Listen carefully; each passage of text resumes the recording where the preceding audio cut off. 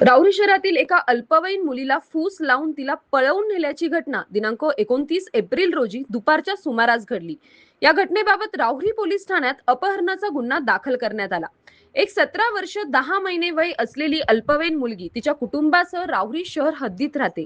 दिनांक 29 एप्रिल 2026 रोजी सकाळी पीडित मुलगी घरी असताना तिचे वडील बाहेर गेले होते. दुपारी 12 वाजेच्या सुमारास वडिलांनी मुलीला फोन केला व तू कुठे आहे असे विचारले असता तिने सांगितले की मी मुळा डॅम येथे आले आहे.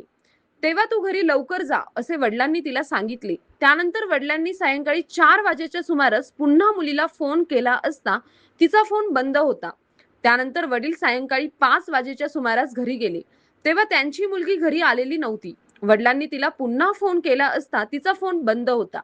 तेव्हा नातेवाईकांनी मुलीचा परिसरात शोध घेतला असता ती मिळून आली नाही.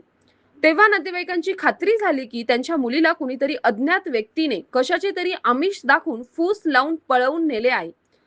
त्यानंतर पीडित मुलीच्या वडिलांनी राहुरी पोलीस ठाण्यात फिर्याद दाखल केली. त्या फिर्यादीवरून अज्ञात आरोपी विरोधात अपहरणाचा गुन्हा दाखल करण्यात आला.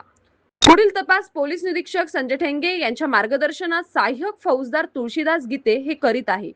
सतीश फुलसौंदर सह राजेंद्र मसे, MS News 15, राहुरी. अशाच नवनवीन बातम्या पाहण्यासाठी चॅनलला सबस्क्राईब करा.